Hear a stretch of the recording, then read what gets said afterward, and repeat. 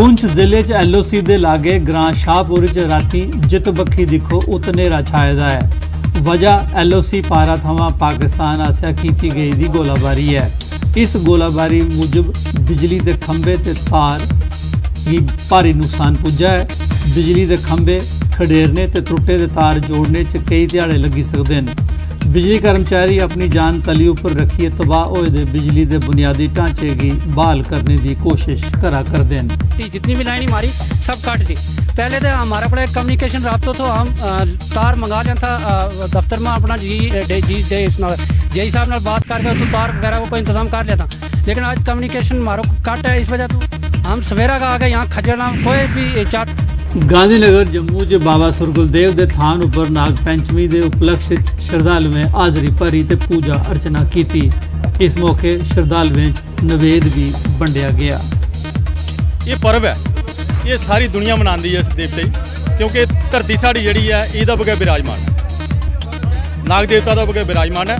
इस वास्ते कोने कोने पर साड़ा जड़ा नाग देवता का पूजन है वो होंदा है। जो मनोकामना पूर्ण करना चाहता वो आनिए बड़े प्यार कन्नै मंगदा उंदे कोला दूए साल वो भरपूर कर देना आनिए बड़ी चढ़ी अपना हिस्सा लैंदा। नाग पंचमी के उपलक्ष्य च कठुआ च स्थित बाबा सुरगुलदेव के थान उपर श्रद्धालुएं का तांता लगा। श्रद्धालु थान उपर हाजिर होए ते बाबा सुरगुल के दर्शन किए। बाबा सुरगुल का यह थान प्राचीन है ते दस्सिया जांदा है जे इहदी बड़ी सत्या है। ਇਹ ਜਿਹੜਾ ਸਥਾਨ ਹੈ ਬਾਬਾ ਜੀ ਆਪਣੇ ਤਾੜੇ ਤੋਂ ਉੱਠੀ ਆਏ ਨੇ ਤੇ 100 ਸਾਲ ਤੋਂ ਉੱਪਰ ਲਾ ਲਓ ਜਦੋਂ ਸਥਾਨ ਬਣਿਆ ਲੋਕ ਇੱਥੇ ਆਉਂਦੇ ਨੇ ਆਪਣੀ ਮਹਾਨਤਾ ਮੰਨਦੇ ਨੇ। ਲੋਕ ਦੁੱਧ ਲੱਸੀ ਚਾਰਦੇ, ਕੋੜੇ ਠੀਕ ਹੁੰਦੇ, ਜਿਹੜੇ ਕਸ਼ਟ ਆ ਸਭ ਠੀਕ ਹੁੰਦੇ। ਇਹ ਕਿ ਸਾਲ ਦੇ ਬਾਅਦ ਪ੍ਰੋਗਰਾਮ ਦਾ ਨਾਗ ਪੰਚਮੀ ਦਾ। ਬਾਕੀ ਇੱਥੇ ਮੁਹੱਲੇਦਾਰੀ ਦਾ ਸ਼ਹਿਰ ਵਾਸੀਆਂ ਸਾਰਾ ਬੜਾ ਸਹਿਯੋਗ ਹੈ। ਬੜੀ ਜਿਹੜੀ ਲੋਕ ਹਿੱਸਾ ਲੈਂਦੇ, ਸੇਵਾ ਕਰਨ ਆਉਂਦੇ ਨੇ, ਆਪਣੀਆਂ ਇੱਥੇ ਲੰਗਰ ਲੱਗੇ। ਪੰਜਾਬ ਦੇ ਹਰਿਆਣਾ ਦੇ ਹਿਮਾਚਲ ਦੇ ਸਰਾਊਂਡਿੰਗ ਏਰੀਆ ਦੇ ਜੰਮੂ ਦੇ ਵੀ ਕਾਫੀ ਲੋਕ ਇੱਥੇ ਇਸ ਦੇਵਸਥਾਨ ਪਰ ਆਉਂਦੇ ਨੇ ਔਰ ਆਪਣੀ ਮੁਰਾਦਾਂ ਪੂਰੀਆਂ ਕਰੀ ਜਾਂਦੇ ਨੇ। ਔਰ ਇਸ ਵਾਰੀ ਵੀ ਅਸੀਂ ਬੜੇ ਧੂਮਧਾਮ ਤਰੀਕੇ ਨਾਲ ਨਾਗ ਪੰਚਮੀ ਦਾ ਇਹ ਤਿਉਹਾਰ ਮਨਾਉਣੇ ਆ। ਦੇਖੋ ਕਿੰਨੀ ਅੱਜ ਸ਼ਰਧਾ ਕਰਨਾ, ਕਿੰਨੇ ਲੋਕ ਕਿੰਨੇ ਸ਼ਰਧਾਲੂ ਇੱਥੇ ਆਏ ਦੇ ਨੇ। ਔਰ ਇਹ ਅਸੀਂ ਰੱਖਣੇ ਭਾਈ ਆने वाले समय ਅਸੀਂ इसी और डेवलप करके अपने साथी आखना चाहते हैं कि इस स्थान पर आओ और अपने दुखों का कष्ट जोड़ा है वो दूर भगाओ। ऐसा सांबा के चीफ मैडिकल अफसर रजिंदर समयाल उनका आखना है जदों तोड़ी डेंगू ताईं किए गए टैसट की रिपोर्ट पॉजिटिव नहीं आती अदों तक डेंगू डिकलेयर नहीं किया जा सकता।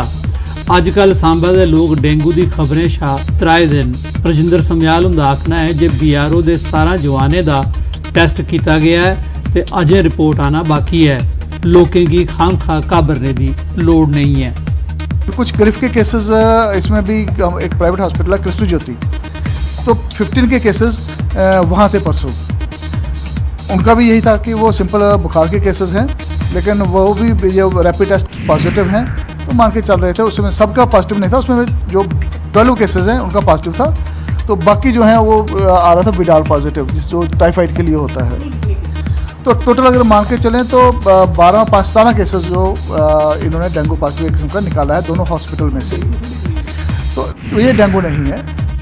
साबका मंत्री राजीव जसरोटिया ते बीजेपी कार्यकर्ताएं कठुआ च साबका केंद्रीय खजाना मंत्री अरुण जेटली उनके चेते श्रद्धांजलि समारोह आयोजित किया।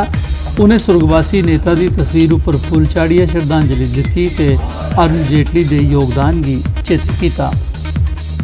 सच्ची श्रद्धांजलि अरुण जेटली साहब की ये है कि जो मार्गदर्शन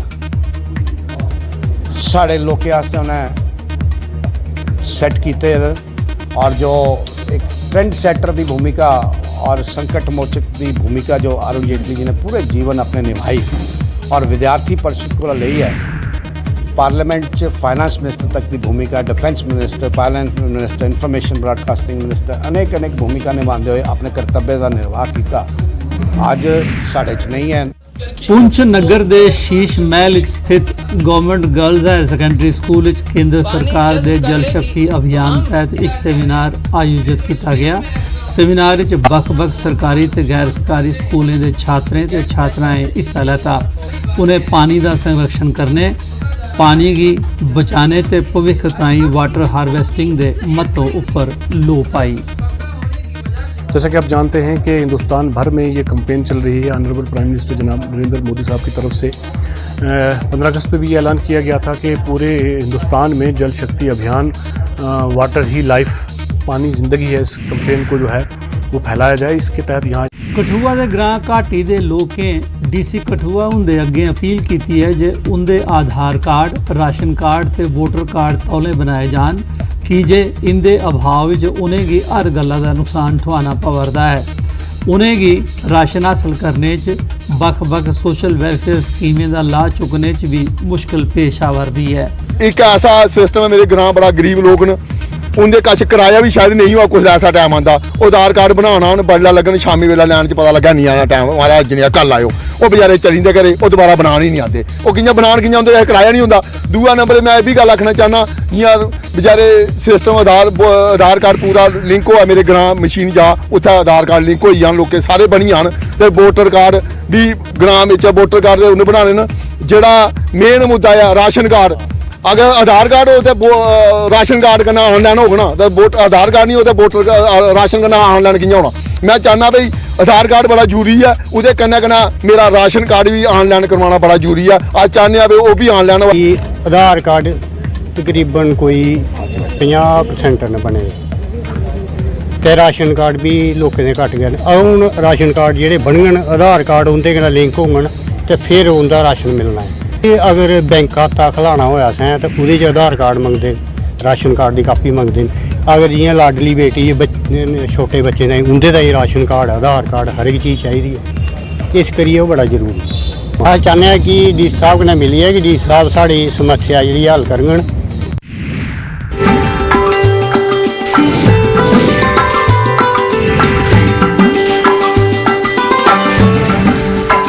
ब्रदर सिस्टर